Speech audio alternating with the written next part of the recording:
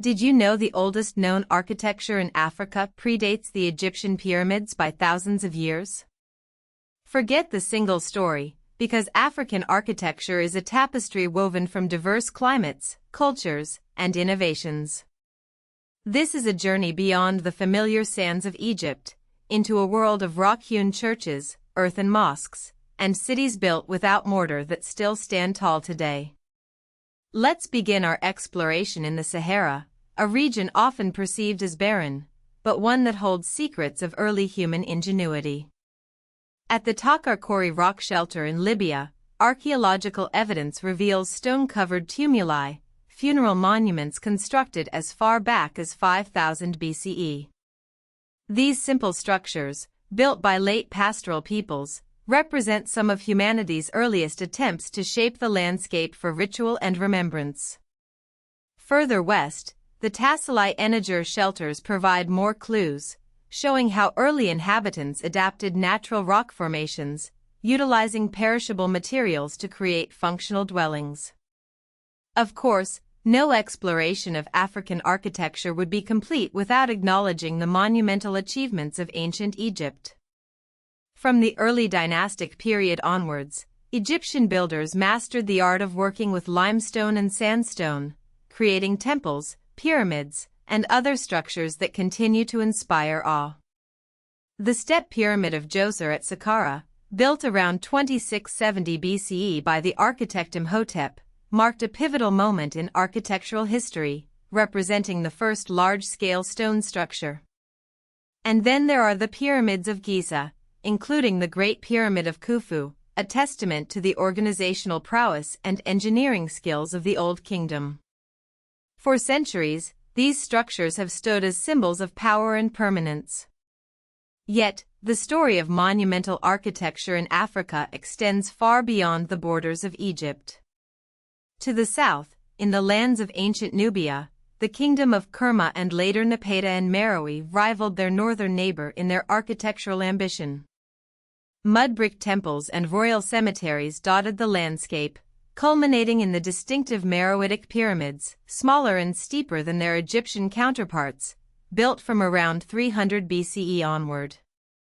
Moving eastward, we encounter the Aksumite kingdom, a powerful civilization that flourished in present-day Ethiopia and Eritrea from the 1st to the 7th centuries CE.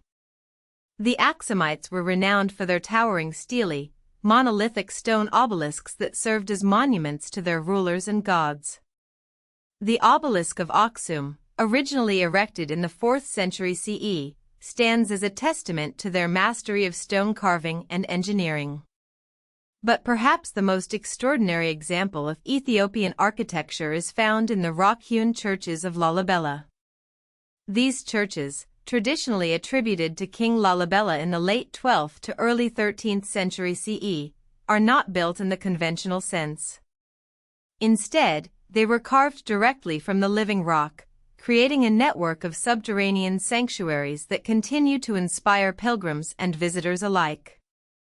Journeying south, we arrive at Great Zimbabwe, a majestic city built from stone without mortar, flourishing between the 11th and 15th centuries CE. For years, colonial writers attributed its construction to outsiders, refusing to believe that local Shona-speaking ancestors could have created such a sophisticated urban center. But archaeological evidence has since confirmed that Great Zimbabwe was indeed the work of indigenous Africans. The walls of Great Zimbabwe are a marvel of engineering, constructed from carefully selected stones and adorned with decorative patterns. The great enclosure, with walls reaching up to 11 meters high, stands as a testament to the skill and artistry of its builders. Moving westward, across the vast expanse of the Sahel, we encounter the unique Sudano-Sahelian architectural tradition. This style, characterized by its use of mud brick and earthen construction, is perfectly adapted to the region's climate. The Great Mosque of Djenné in Mali, though reconstructed in 1907, represents a tradition that stretches back centuries.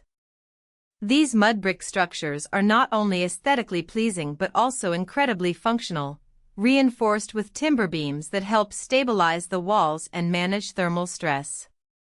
Further along the Niger River lies Timbuktu, another important center of Islamic learning and mud brick architecture. From the 13th to the 17th centuries, Timbuktu flourished as a hub of trade and scholarship, its mosques and libraries attracting scholars from across the Muslim world. To the east, in present-day northern Nigeria, the Hausa cities of Kano, Katsina, and Zaria developed their own distinctive style of adobe and earthen urban architecture. Influenced by Islamic traditions, these cities featured imposing palaces, mosques, and fortified walls. Venturing south towards the coast, we arrive at the Swahili coast, a region that thrived on trade between the 10th and 16th centuries. Cities like Kilwa, Mombasa, and Zanzibar developed a unique architectural style, blending local materials like coral rag and mangrove timber with influences from Arabia, Persia, India, and China. The coral stone walls, carved wooden doors, and interior courtyards of Swahili houses reflect the cosmopolitan nature of this Indian Ocean world. Further inland, in present-day Nigeria, the Benin Kingdom developed a sophisticated urban plan centered around the Palace of the Oba of Benin. This complex, repeatedly expanded from at least the 13th century, consisted of courtyards, halls, shrines, and administrative spaces. Early European visitors were impressed by the wide streets and orderly layout of Benin City. In southern Africa, vernacular architecture traditionally utilized mud, thatch, timber, and reeds, creating circular house plans common in many regions. While these structures may seem simple, they were perfectly adapted to the local climate and available resources. The arrival of Europeans on the African coast in the 15th century brought new architectural styles and building techniques. Portuguese forts and castles, such as Elmina Castle in present-day Ghana, became symbols of colonial power and the transatlantic slave trade. Later, French and British colonial rule introduced administrative compounds, rail and port infrastructure, and segregated city planning, often incorporating neoclassical, Victorian, and Art Deco styles. After the independence movements of the mid-20th century, many African states used architecture to express their national identity.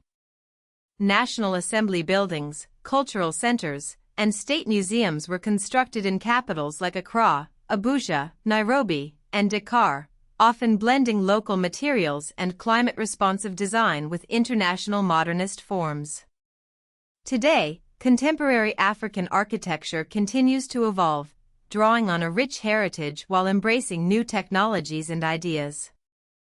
From the ancient tumuli of the Sahara to the modern skyscrapers of its bustling cities, African architecture tells a story of ingenuity, adaptation, and cultural resilience.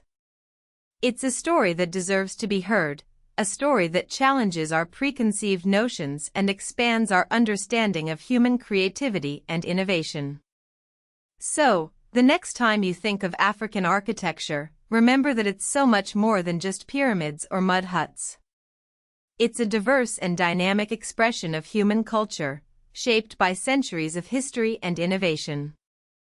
What other ancient civilizations are ripe for architectural rediscovery?